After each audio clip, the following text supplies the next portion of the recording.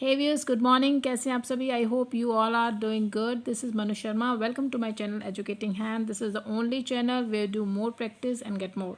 Students, हमारा जो topic चल रहा है that is preposition of fourth class from your BBC Compacta. And in my last video, I had explained you practice exercise number 1. And today in this video, we will do exercise number 2 and 3. So without wasting much time, let's get started. Come to question number 2. The question says, look at the pictures and answer the questions using prepositions given in the box below. Students, आपको ये 4 prepositions given है and 4 sentences आपको given है with pictures. So pictures को आप देखिए, as a clue वो आपको given है और उसके बाद आप prepositions यहाँ पर fill करेंगे. Got it? Point number 1. Where is Alan standing?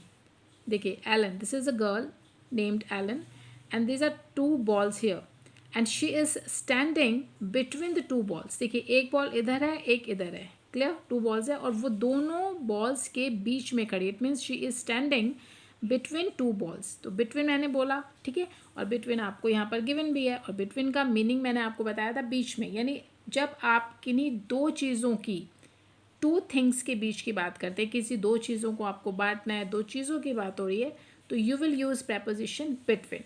Okay, तो आंसर आप इसका राइट डाउन करेंगे. Elon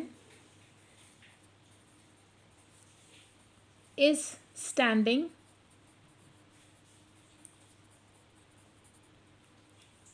between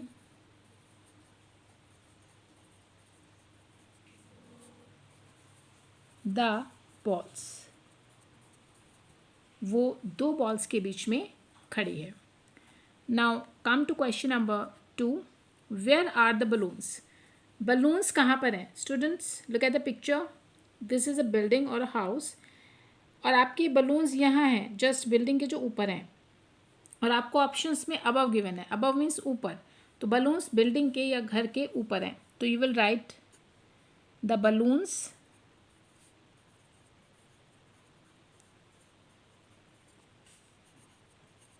are above the building.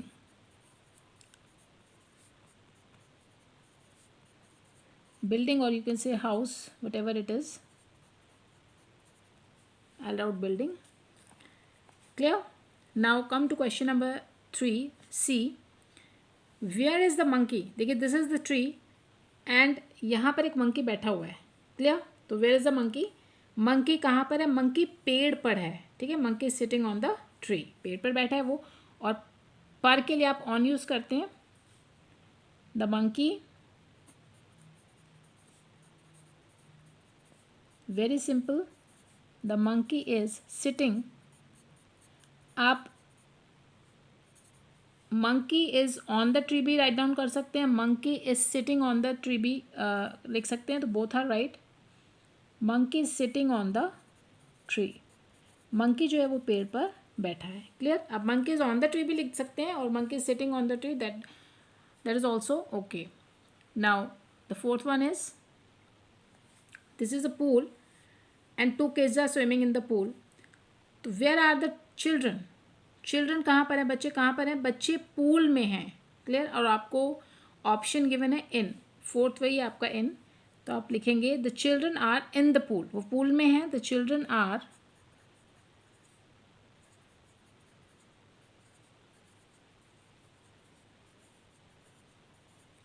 In the, in आपकी प्रपोजिशन है, इन द पूल, वो पूल में है.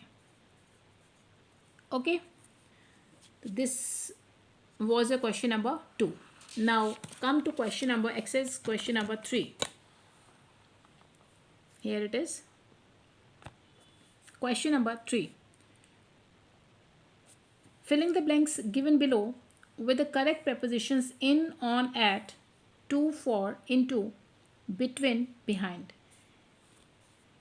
ये prepositions आपको स्टूडेंट्स गिवन है एंड A to Z आपको सेंटेंसेस यहाँ पर गिवन है. आपको आप रिपीट भी कर सकते हैं क्योंकि आपको लिमिटेड preposition से कुछ ही हैं और सेंटेंसेस बहुत सारे हैं, तो आप रिपीट भी करेंगे इनको. Let's start. Sita's not here. Sita is not here. She is dash school. Sita जो है वो यहाँ पर नहीं है, तो सीता कहाँ पर है? At school. मेरी जो इंट्रोडक्शन वाली वीडियो है स्टूडेंट्स, वहाँ पर आप जाकर चेकआउट कीजिए। मैंने आपको डिटेल में बताया कि कब किसके साथ आपको कौन सी प्रपोजिशन को प्लेस करना है।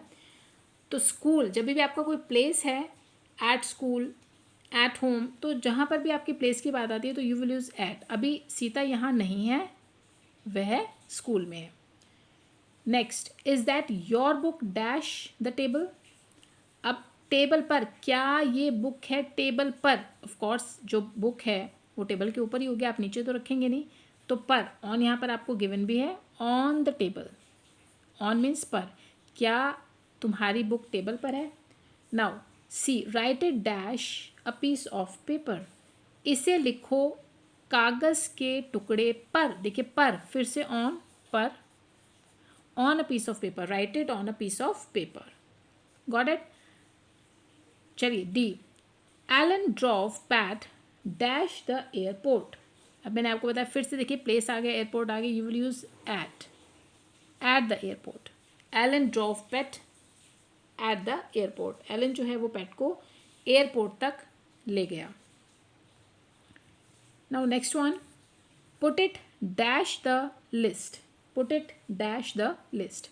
अब यहाँ पे स्टूडेंट्स आप क्या करेंगे, इन और ऑन दोनों ही प्रपोजिशंस आपके यहाँ पर ओके हैं। अगर आप put it in the list करते हैं that is also okay, on the list करते हैं that is also okay. Depend करता है कि आप क्या कहना चाह रहे हैं। इसे लिस्ट में डाल दीजिए तो इन, इसे लिस्ट पर डाल दीजिए तो ऑन। तो डिफरेंट आपका जो है वो सेंस निकल कर आती है। फॉर एग्जाम्पल मैं आपको कहूँ, जब लिस्ट की बात आती है स्टूडेंट्स तो दोनों ही जो प्रपोजिशंस है वो आपकी फिट बैठती हैं। फॉर एग्जांपल अगर मैं आपको ये बोलूँ, you are, your name is first on the list. Your name is first on the list. जैसे आपका रिजल्ट डिक्लेयर हुआ और आप अपना नाम जो है, अपना नेम वहाँ पर सर्च कर रहे हैं और आपका जो नेम है वो लिस्ट के टॉप पर गिवन है, फर्स्ट नंबर पर, तो आप ये बोलेंगे ना, मेरा नाम जो है वो लिस्ट पर फर्स्ट नंबर पर है, या मैं लिस्ट पर फर्स्ट हूँ। क्लियर?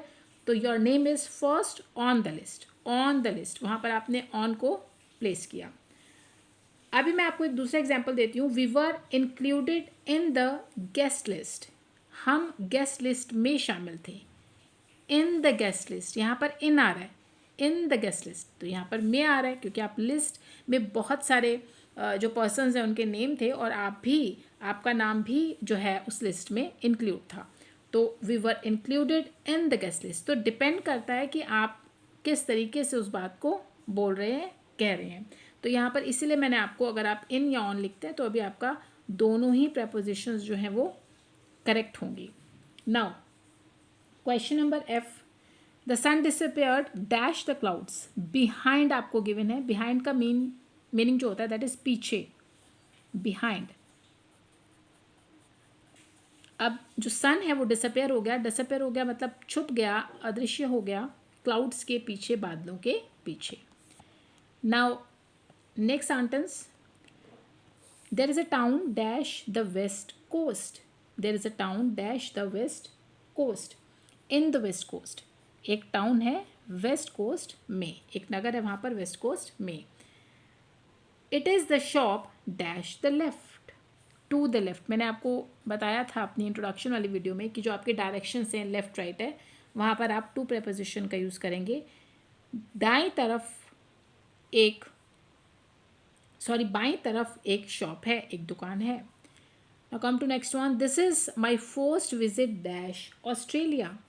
ये मेरी फर्स्ट विजिट है ऑस्ट्रेलिया की, टू ऑस्ट्रेलिया, यानी ऑस्ट्रेलिया की ये मेरी पहली विजिट है। This is my first visit to Australia. Now come to next one, I met her dash the hospital. देखिए फिर से आपको एक हॉस्पिटल प्लेस मिल गया, क्या यूज़ करेंगे? एट। ठीक है, मैं उससे हॉस्पिटल में मिला या हॉस्पिटल में मेरी मुलाकात उससे हुई। Now come to sentence number K, my uncle works a farm and my aunt works dash the airport. देखिए अगेन आपको फिर से एक प्लेस मिल गया airport, you will use at. Clear? My uncle works a farm, मेरे uncle एक farm पर काम करते हैं और मेरी जो आंट है वो एक एयरपोर्ट पर काम करती हैं।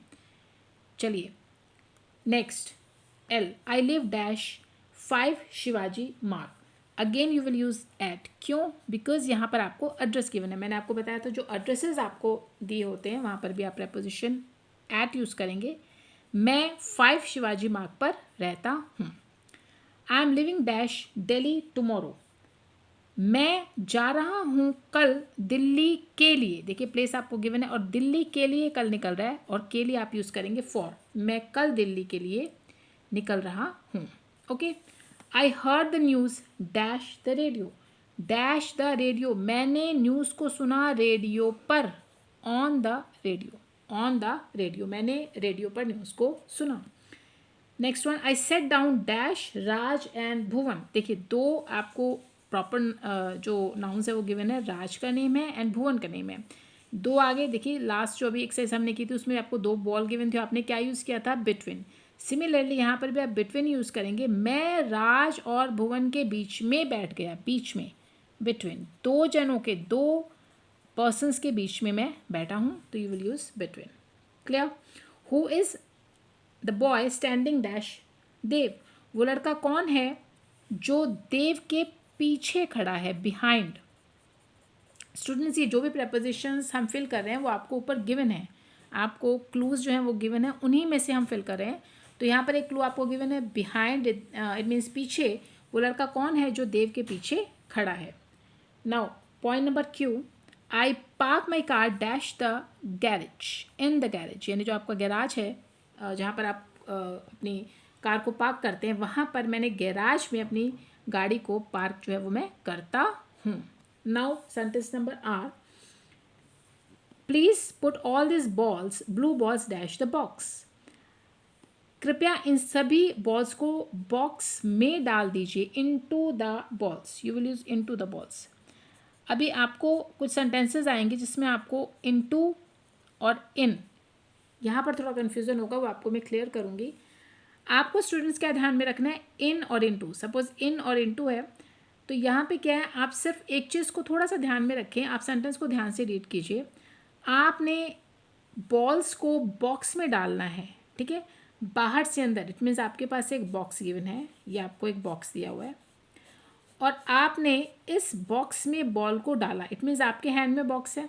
ठीक है. सपोज आपका ये हैंड है और आपने डाला बॉल्स को बॉक्स के अंदर. बाहर से अंदर आप बॉल्स को डाल रहे हैं तो इट मीन्स आपकी मूवमेंट भी है. चीज़ें बाहर से अंदर जाती हुई दिखाई दे रही हैं. फील हो रहा है ऐसा सेंटेंस हमें बता रहा है.